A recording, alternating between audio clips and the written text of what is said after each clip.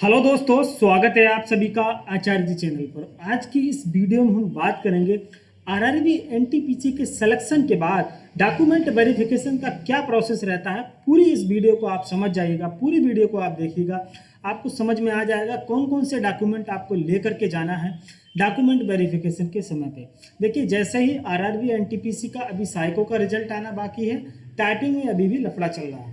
देखो, जैसे ही साइको का रिजल्ट आएगा उसके बाद लेवल वाइज आरआरबी रिजल्ट जारी करना स्टार्ट करेगी। सबसे पहले रेलवे जो है लेवल 6 के बच्चों को बुलाएगी, 6 के स्टूडेंट्स को बुलाएगी डॉक्यूमेंट वेरिफिकेशन और मेडिकल में, दोनों के बारे में बताऊंगा। इस वीडियो में मैं आपको डॉक्यूमेंट वेरिफिकेशन के बारे में बताने वाला हूँ, क्या क्या डॉक्यूमेंट आपको लेकर के जाने हैं। सबसे पहले आप देखिएगा, आपको 2 सेट लेकर के जाने हैं, मतलब ओरिजिनल डॉक्यूमेंट तो लेना ही लेकर के ही जाने। उसके बाद जितने भी डॉक्यूमेंट्स होंगे उन सबके 2 सेट्स आपको सामने क्लियर लिख रखा है, 2 सेट्स आपको और सेल्फ अटेस्टेड होने चाहिए।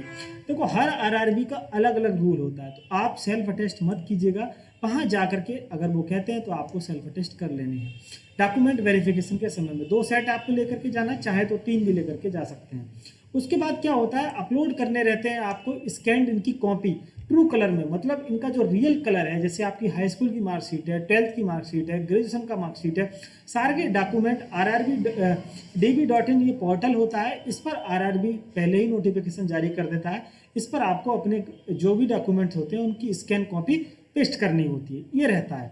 उसके बाद एक बात आपको ध्यान रखना है, डॉक्यूमेंट जो है वो आपकी इंग्लिश या हिंदी में ही होने चाहिए, किसी अदर लैंग्वेज में नहीं चलेंगे। अगर किसी अदर लैंग्वेज में है भी तो आपको जो प्रिस्क्राइब फॉर्मेट दिया गया है उसके आधार पर इसको आपको ट्रांसलेट करवा करके लेकर के जाना रहता है। अब देखिएगा, इसमें कोई भी एडिशनल टाइम नहीं दिया जाता है डीबी के समय में। लेकिन अगर मान लीजिएगा, ऐसा नहीं है कि डीबी में अगर आपका कोई दिक्कत रहती है तो फेल कर देते हैं, ऐसा नहीं है, दोबारा मौका भी देते हैं, आप उसमें बाद में दिखा सकते हो, कोई ऐसी दिक्कत वाली बात नहीं है। उसके बाद डॉक्यूमेंट वेरिफिकेशन में सबसे पहले है आपके सामने मैट्रिकुलेशन का सर्टिफिकेट, यानी कि 10th की मार्कशीट, हाई स्कूल का मार्कशीट आपका। देखो, पहले क्या चलता था, मार्कशीट मिलती थी, उसके बाद सनद मिलती थी, मतलब सर्टिफिकेट उसका। आज के समय में क्या है, हाई स्कूल की मार्कशीट और सर्टिफिकेट एक ही में आता है, वो लेकर के। देखो, इसका मतलब सिर्फ इतना सा होता है, आपका नाम, आपकी डेट ऑफ बर्थ, ये सारी चीज़ें वेरीफाई करना इसका मकसद रहता है। उसके बाद 10+2 की मार्कशीट, इंटर की मार्कशीट आपको लेकर के जानी है, वो आपका। उसके बाद अगर आपने ग्रेजुएशन किया है, जो भी आपकी डिग्री है या आपकी जो है वो यूनिवर्सिटी डिग्री, आपको इसको लेकर के जाना है। सारे, अगर मान लीजिएगा आपने BA BSc जो भी किया है, BA BSc BTech वगैरह, तो सारे ईयर की मार्कशीट, या सेमेस्टर वाइज है तो सारे सेमेस्टर की मार्कशीट आपको लेकर के जाना है। उसके बाद आपको SC ST से अगर आप बिलोंग करते हैं तो एनेक्सर 1 में एक फॉर्मेट दे रखा है, इसी में आपको अपना सर्टिफिकेट बनवाना पड़ेगा। लेकिन अगर आपके पास सेंट्रल वाला होना चाहिए, सेंट्रल वाला अगर आपके पास है तो वो चल जाएगा। उसके बाद अगर OBC नॉन क्रीमी लेयर से आप बिलोंग करते हैं तो आपको एनेक्सर 2 दे रखा है, अभी मैं आपको दिखा दूंगा। इससे आप जो है प्रिंट निकलवा करके उसको आप अपने बनवा सकते हैं। उसके बाद 6 नंबर पे है नॉन क्रीमी लेयर, इसका डिक्लेरेशन। 2 सर्टिफिकेट बनेंगे OBC वालों के लिए, एनेक्सर 2 और एनेक्सर 2A, दोनों को ही बनवा के आपको लेकर के जाना पड़ेगा। वैसे आप सेंट्रल वाली जाति बनवा लीजिएगा, कोई समस्या नहीं है। उसके बाद इनकम सर्टिफिकेट आपको, जो इकोनॉमिकल वीकर सेक्शन वाले लोग हैं उनको एनेक्स 3 के हिसाब से EWS सर्टिफिकेट लेकर के जाना है, जो भी EWS कैटेगरी के अंदर आते हैं। उसके बाद income certificate for waiving examination, examination के समय में फ़ी माफ़ी, जो आपका 500 रुपये है उसकी जगह 100 रुपये फीस थी, जो आपका इकोनॉमिकल बैकवर्ड क्लास से थे, तो उनको आपका एनेक्सर 3A सर्टिफिकेट बनवा करके ले जाना पड़ेगा, ताकि उनका जो है EBC के अंदर काउंट हो सके। उसके बाद माइनॉरिटी कम्युनिटी से अगर कोई है तो आपका उसको डिक्लेरेशन लेकर के जाना पड़ेगा, नॉन जुडिशियल स्टाम्प पेपर पे। एनेक्सर 5 आपको दे रखा है, सारे एनेक्सर में अभी आपको दिखा दूंगा। उसके बाद मेडिकल सर्टिफिकेट, अगर किसी के साथ आपके बेंच मार्क डिसेबिलिटी है, कोई भी समस्या है, तो आप इन सर्टिफिकेट्स में एनेक्सर 5A, सारा फॉर्मेट रेलवे ने पहले ही दे रखा है, तो आप ये सारे डॉक्यूमेंट पहले से रेडी करके रखिएगा, क्योंकि ये आपको उस समय चाहिए होते हैं। उसके बाद self declaration, ex service man यदि आप हैं तो आपको सेल्फ डिक्लेरेशन लेकर के जाना पड़ेगा एनेक्सर नंबर 7 के हिसाब से। उसके बाद अगर आप कहीं करंट एम्प्लॉयर हैं तो NOC आपको वहाँ से बनवानी पड़ेगी, नॉन ऑब्जेक्शन सर्टिफिकेट होता है, वो आपको लेकर के जाना होगा। उसके अलावा NOC आपको चाहिए, अगर आप एक्स सर्विस मैन है, डिफेंस पर्सनल में किसी में भी हैं, तो आपको डिस्चार्ज की डेट आपको NOC बनवाना पड़ेगा। उसके बाद gadget notification, any legal document in case formal change of name. देखो, कभी कभी क्या होता है, आपकी मार्कशीट में नाम कुछ और हो जाता है और कभी कभी समस्या हो जाती है, नाम मैच नहीं करता है।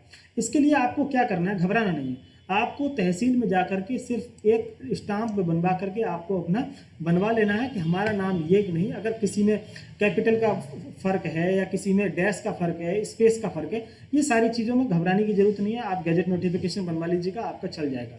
उसके बाद यदि आपने SBI चालान से पे किया है, वैसे तो ज़्यादातर ऑनलाइन पे करते हैं, अगर आपने किया है तो पे स्लिप आपको ले जानी होगी। अगर आपको सेल्फ सर्टिफिकेशन ट्रांसजेंडर कैंडिडेट अगर कोई है तो वो जम्मू कश्मीर का कोई निवासी है तो उसको जम्मू कश्मीर का डोमिसाइल लेकर के जाना होता है। Certificate of eligibility issued by government of India, आपका एलिजिबिलिटी का सर्टिफिकेट आपको ले जाना होगा। डिग्री ऑफ डाइवोर्स जुडिशियल, अगर ये कुछ ऐसा है तो ये आप सर्टिफिकेट आपको बनवाना पड़ेगा। उसके बाद death certificate of husband in case of window, मतलब विधवा के केस में आपको ये चीज़ सर्टिफिकेट चाहिए होता है। उसके अलावा ex serviceman candidates who secure civil employment after applying CN should give self declaration to concern employer about the detail of, मतलब ये आपको अगर एक्स सर्विसमैन कोई भी कैंडिडेट है तो उसके लिए ये आपको ले जाना पड़ेगा। तो ये सारी डॉक्यूमेंट्स आपको लेकर के जाना होगा। आधार कार्ड, आप अपना आधार कार्ड, पैन कार्ड, आपकी बैंक पासबुक, ये सारे डॉक्यूमेंट चाहिए होते हैं। ठीक है, ये सारे डॉक्यूमेंट हो गए। उसके बाद मैं आपको बताता हूँ एनेक्सर के जो सर्टिफिकेट हैं उनके प्रारूप क्या क्या हैं वो आप देख लीजिएगा एक बार। ये देखिएगा, ये पूरा का पूरा RRB का ही नोटिफिकेशन है जो आपने देखा होगा ऑलरेडी, इसी में आपको दे रखा है। ये है आपके सामने SC ST सर्टिफिकेट का प्रोफार्मा, ये आपको बनवाना पड़ेगा। यहाँ पर आपका नाम लिखा जाएगा, तहसील से बन जाएगा, बनवा लीजिएगा इसको। ठीक है, इसके अलावा अगर आपको जैसे मान लीजिएगा आप OBC से बिलोंग करते हैं तो OBC का भी सर्टिफिकेट है, वो आपको बनवाना पड़ेगा। ये रहा आपके सामने OBC सर्टिफिकेट फॉर्मेट, ये आपको तहसील से बन जाएगा। यहाँ पर आपका नाम वगैरह ये प्रिस्क्राइब फॉर्मेट है, इसमें आपका सर्टिफिकेट बनेगा। तो ये आप पहले से बनवा के रख लीजिएगा, तहसीलदार वगैरह के साइन भी यहाँ पर चल जाएंगे और ये आपका सर्टिफिकेट बन जाएगा। उसके बाद आपको एक डिक्लेरेशन भी बनवाना पड़ेगा। OBC वाले ध्यान रखें, 1 साल से ज़्यादा पुराना आपका OBC नहीं चलेगा। SC ST वालों का तो एक बार चल जाएगा, लेकिन OBC वालों का नहीं चलने वाला, क्योंकि नॉन क्रीमी ईयर है इसमें। 1 साल में फाइनेंशियल ईयर बदलता है तो इनकम भी चेंज होती है, तो इसके लिए आपको ये लेकर के जाना पड़ेगा।